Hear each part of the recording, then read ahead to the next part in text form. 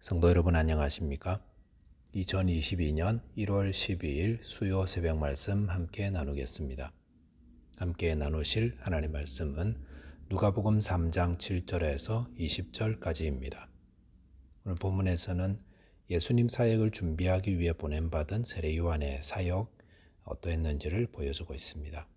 본문을 통해서는 참 회개가 어떤 것인가, 그리고 참 사역자의 모습이 어떤가에 대해서 함께 나누겠습니다. 첫째 묵상할 내용은 참 회개는 회개에 합당한 열매를 맺는다라는 것입니다. 본문 7절에 보시면 요한이 세례받으러 나오는 무리에게 이르되 독사의 자식들아 누가 너희에게 일러 장차 올 진노를 피하라 하더냐라고 하였습니다. 세례 요한은 세례받으러 나오는 무리를 향해 독사의 자식들아 라고 하였습니다. 뱀은 사단을 상징합니다. 그렇기 때문에 독사의 자식이라 불렀다는 것은 사단의 자식이라는 의미가 됩니다. 그런데 세례 요한이 독사의 자식이라 불렀던 자들은 어떤 자들이었습니까? 8절에 보시면 이들은 아브라함의 자손이라고 자부하는 자들이었다고 했습니다. 즉 유대인들 가운데서도 정말 신앙생활 잘한다고 하는 바리새인들과 서기관들이었던 것입니다. 이런 자들에게 세례 요한은 왜 독사의 자식이라고 부르고 그들에게 하나님의 진노가 임한다고 하는 것입니까? 8절 보시면은 그러므로 회개에 합당한 열매를 맺고 속으로 아브라함이 우리 조상이라 말하지 말라. 내가 너희에게 이르노니 하나님이 능히 이 돌들로도 아브라함의 자손이 되게 하시리라 라고 하였습니다. 여기 보시면 세례 요한은 회개에 합당한 열매를 맺으라고 하였습니다. 그 말은 이렇게 자신을 아브라함의 후손이요 하나님의 택한 백성이라고 자부하는 이 유대인, 바리새인, 서기관들이 실제로는 삶 가운데 온갖 거짓과 불의와 또 위선과 도덕적 타락을 일삼았다는 것을 보여줍니다. 그런데 이 일들을 할 때에 그들의 양심이 찔렸을 텐데 그럴 때마다 그들은 괜찮아, 나는 아브라함의 후손이잖아. 하나님이 이런 나를 눈 감아 주시고 진노를 내리지 않으실 거야 라고 스스로 위로하였다는 것입니다. 이런 모습이 사실은 우리 안에도 쉽게 발견될 수 있다고 생각합니다. 사람들은 다 자기 중심적 아닙니까? 그렇기 때문에 죄를 짓고 위선과 타락한 삶을 살면서도 하나님이 내게는 너그러우실 거야 라고 생각한다는 것입니다. 그리고 그 생각을 지지하기 위해 온갖 것들을 다 가져옵니다. 나는 기독교 가정에서 태어나서 유아 세례를 받았고 나는 학생부 활동도 열심히 했고 나는 신학도 공부했고 나는 이렇게 주님의 일도 열심히 일하고 나는 늘 말씀을 읽고 자기 전에 기도도 하잖아 라고 생각한다는 겁니다. 그런데 우리가 분명히 알아야 할 것이 있습니다. 그것은 내가 아무리 하나님의 택함받은 백성이요 뛰어난 종교인이라 할지라도 회개에 합당한 열매를 맺지 못하고 있다면 하나님의 진노를 피할 수 없다는 것입니다. 그래서 자신을 돌아보면서 내게 정말 하나님의 백성다운 아브라함의 후손다운 삶이 있는가, 회개의 열매가 있는가를 살펴보며 열매 맺는 인생이 되라는 것입니다. 9절에 보시면 이미 도끼가 나무 뿌리에 놓였으니 좋은 열매 맺지 아니하는 나무마다 지켜 불에 던져지리라라고 하였습니다. 이것은 회개의 긴급성을 촉구하는 말씀입니다. 언제 하나님의 진노의 도끼가 회개의 열매를 맺지 않는 나무 뿌리를 찍어내릴지 모르니까 그래서 다시 회개하여 돌이킬 기회를 갖지 못할 수도 있으니까 지금 즉시 회개하라라는 말씀입니다.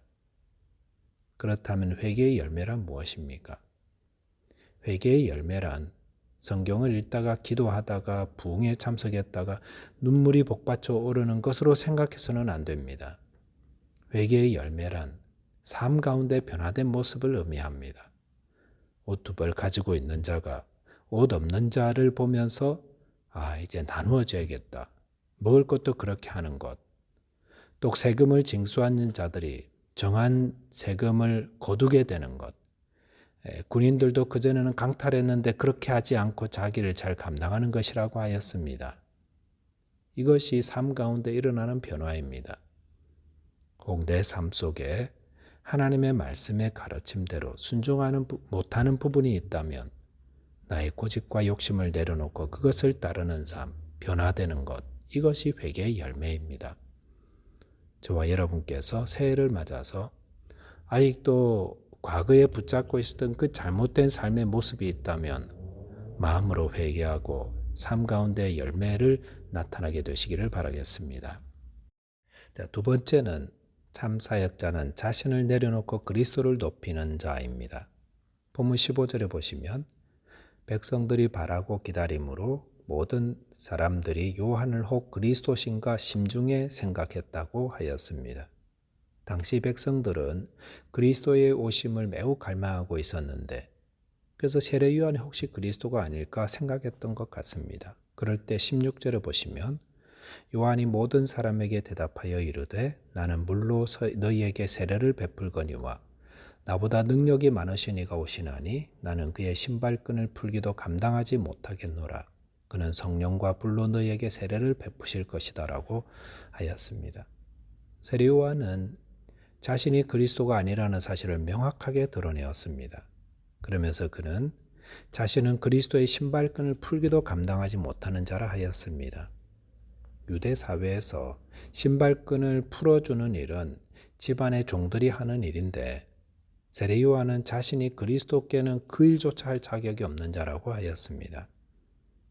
세례 요한은 그리스도를 드러내기 위해 자신을 얼마나 낮추고 있습니까? 그리스도는 물로 세례를 베푸는 자신보다 훨씬 능력이 많으신 분으로 성령과 불로 세례를 베푸시는 분이라고 소개하였습니다. 이런 세례 요한의 모습은 그리스도를 위한 참 사역자가 어떤 것인지를 가르쳐 줍니다. 참 사역자는 겸손한 자입니다. 자신을 낮추는 자가 참 사역자입니다. 세례 요한이 사람들에게 자신이 그리스도가 아니라는 사실을 밝힐 때에 거기에 어떤 꿍꿍이 속이나 자신의 이름을 남기려는 그런 시도가 없었다는 것을 볼 수 있습니다. 그는 자신을 완전히 철저히 낮추었습니다. 오실 그리스도와 나는 비교조차도 할 수 없는 자라고 나는 그분의 신발끈을 풀기도 감당하지 못할 자라고 자신을 철저히 낮추었습니다. 더구나 저는 겨우 물로 세례를 베풀 뿐이지만 그분은 불과 성령으로 세례를 베풀 것입니다 라고 하였습니다. 이런 말을 들었을 때 사람들의 관심은 자연히 그리스도께로 향하게 될 것입니다. 그리고 그런 말 때문에 나중에 사람들이 세례 요한에게서 다 떠나버리고 말 겁니다. 그렇기 때문에 세례 요한을 아끼는 사람이 그 세례 요한의 진술을 들었더라면 참 속상했을 것이 분명합니다. 아니 꼭 그렇게 자신을 비하하며 소개할 필요가 있습니까?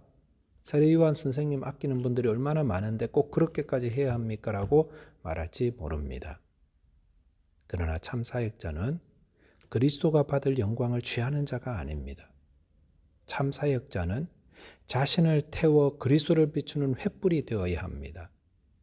세례 요한이 지나가고 난 자리에 그는 잊혀지고 그리스도만 충만해야지 세례 요한의 흔적들이 남아있어서는 안 된다는 겁니다. 우리가 주님의 일을 한다 하면서 자기 흔적을 남기려 해서는 안 됩니다. 내가 했던 것을 남기려 하는 그런 마음이 그리스도를 대적하는 자가 됩니다. 사도 바울은 자신을 전제와 같이 다 부어드린다고 하지 않았습니까?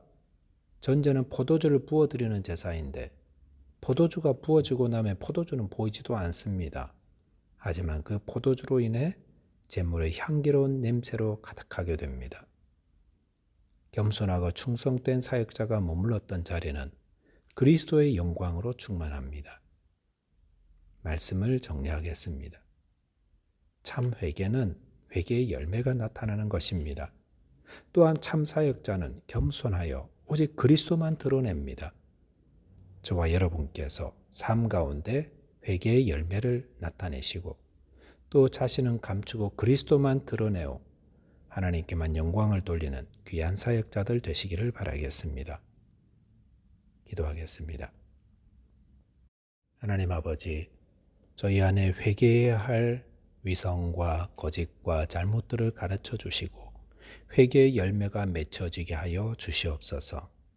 또한 주님을 섬길 때 자신은 감추고 오직 그리스도만 드러내고 높이는 참된 사역자 되게 하여 주옵소서. 우리 주 예수 그리스도 이름 의지하여 기도하옵나이다. 아멘. 오늘도 믿음으로 승리하는 하루 되시기 바라겠습니다. 감사합니다.